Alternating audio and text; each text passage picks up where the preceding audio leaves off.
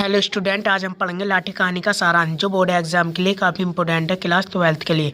चलिए स्टूडेंट, बिना देरी करे वीडियो को स्टार्ट करते हैं। लाठी कहानी लेखिका शिवानी द्वारा लिखित एक मध्यम वर्गीय पहाड़ी परिवार से संबंधित कहानी है। किस चीज़ से संबंधित कहानी है? मध्यम वर्गीय पहाड़ी परिवार से संबंधित कहानी है। यह कहानी बानो लाठी से संबंधित है। यह कहानी किस चीज़ से संबंधित है? बानो लाठी से संबंधित है। बानो की शादी कप्तान जोशी से हुई थी।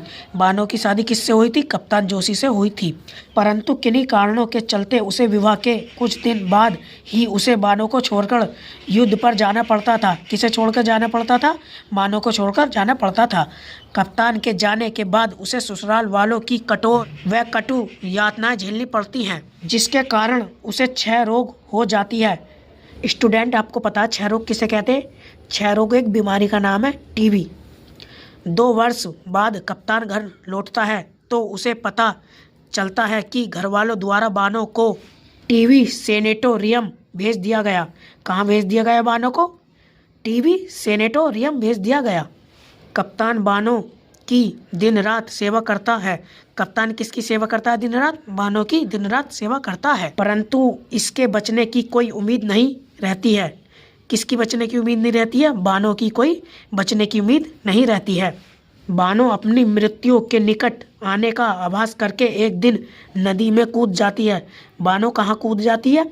नदी में कूद जाती है। कप्तान द्वारा ढूंढने पर इसे वहाँ कहीं नहीं मिलती। कप्तान को ढूंढने पर भी बानो कहीं नहीं मिलती। घर वालों के दबाव के चलते कप्तान को पिरवा से दूसरा विवाह करना पड़ता है। कप्तान और पिरवा 16 वर्षों बाद नैनीताल घूमने जाते हैं। कौन जाते हैं घूमने नैनीताल? कप्तान और पिरवा 16 वर्ष के बाद नैनीताल घूमने जाते हैं। तो एक चाय की दुकान पर अचानक बानो लाठी के रूप में मिलती है। अचानक बानो कप्तान को एक चाय की दुकान पर लाठी के रूप में मिलती है। कप्तान उसे पहचान जाता है, परंतु लाठी को सब कुछ भूल चुका था। वह वेश्याओं के दल के साथ रहने लगी थी। बानो किसके साथ रहने लगी थी? वेश्याओं के दल के साथ रहने लगी थी। लाठी की मधुर हंसी ने कप्तान के दिल को भेद दिया। लाठी की मधुर हंसी ने किसके दिल को भेद दिया?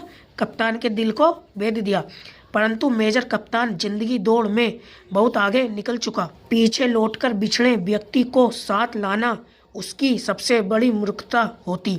अर्थात वह लाठी को दोबारा अपनाने में असमर्थ था।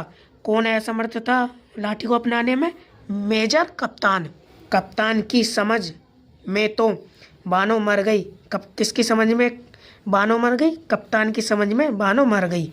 अब तो वह लाठी थी प्रभु ही अब उसका मालिक और प्रभु ही उसका मात्र एक सहारा था। यहाँ से यह कहानी समाप्त हो जाती है। स्टूडेंट, वीडियो कैसी लगी? अगर वीडियो अच्छी लगी हो तो लाइक करें, चैनल को सब्सक्राइब करें और एक प्यारा सा कमेंट करें, जिससे हम अगली वीडियो के लिए मोटिवेट हो सके।